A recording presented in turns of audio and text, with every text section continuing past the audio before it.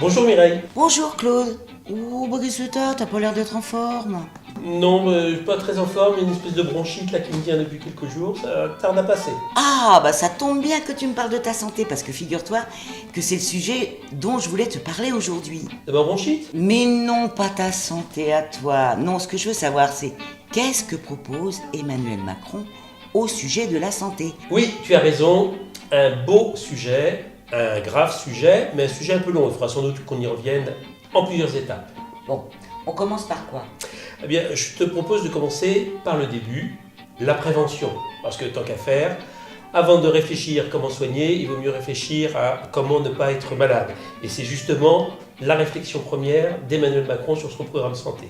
Ouais, alors dis-moi, la prévention, ça se résume à quoi dans son programme, Emmanuel? L'une des grandes mesures qu'il souhaite mettre en place, c'est un service sanitaire de 3 mois. Oui. Alors ce service sanitaire, il sera effectué par tous les étudiants en médecine qui pendant 3 mois passeront un séjour en entreprise ou en milieu scolaire, eh bien pour conseiller, pour dépister, pour faire de la prévention, bref, pour accompagner tout le corps médical qui est déjà en place, les infirmières et les infirmiers en milieu scolaire, la médecine du travail, qui sera donc renforcée par l'arrivée de ces étudiants en médecine. Ça me semble une bonne idée, mais au-delà de la prévention, quelles sont les solutions après? Alors, parmi les points forts que propose Emmanuel Macron, il y a l'amélioration de la couverture santé, et notamment, et ça c'est très important, et ça me concerne, c'est la prise en charge à 100% des soins d'optique, des soins d'audition et de soins dentaires.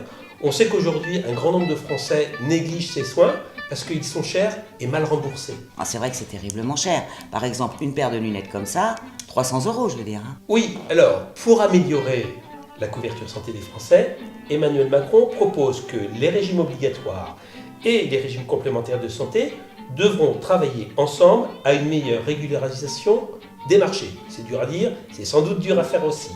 Il faudra plus de transparence sur les prix, ça c'est évident, mais aussi plus de concurrence pour les faire baisser. Moi, il y a un candidat, quelque part, il m'a fait peur. Pas qu'à moi. Hein. Avec le fait de découper à la hache tout ce que l'on a acquis jusqu'à présent, qui plus est pour les soins, pour les petites personnes. Bon, on sait que ces gars-là s'en fichent un peu parce qu'ils ont tout à portée de main. Pas le petit français. Moi, ce que je veux dire, c'est que la bobologie, quelque part, elle peut devenir dangereuse. Tiens, toi, par exemple, ta petite bronchite, ça peut aller beaucoup plus loin. Tu as parfaitement raison, Mireille. C'est pourquoi Emmanuel Macron s'engage à ce qu'au cours de son quinquennat, aucun soin utile ne soit déremboursé. Ça, c'est un engagement qu'il a pris de manière ferme. Mieux même, pour les Français qui ont une forme sévère d'hypertension artérielle, eh bien, l'assurance maladie prendra à nouveau en charge leurs soins à 100%. Mais autrefois, n'était-ce pas déjà le cas? Oui, mais en 2011, François Fillon, par décret et contre l'avis unanime de la communauté médicale, a décidé de supprimer cette couverture, pourtant justifiée.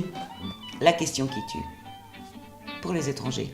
Tiens, par exemple, ma voisine, celle qui commence à aller de l'autre côté, elle le dit bien. Il coûte cher à la France, tous ces gens-là. Tu me dis quoi là-dessus?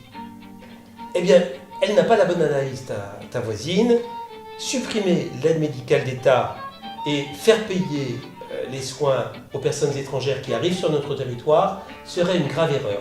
Bon, d'abord, d'un point de vue humanitaire, ça serait quand même pas responsable, ce serait renier les valeurs de la République. Mais surtout, d'un point de vue plus pragmatique, ce serait faire courir un grave danger à la santé même des Français.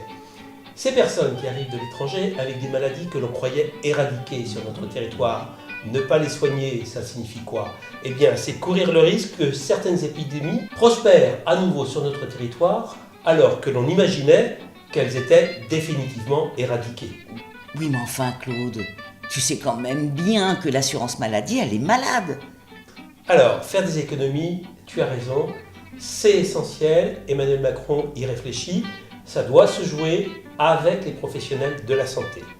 Pour faire des économies tout en améliorant la couverture santé des Français, l'objectif c'est le passage du médicament délivré de manière responsable à l'unité ou avec un conditionnement adapté.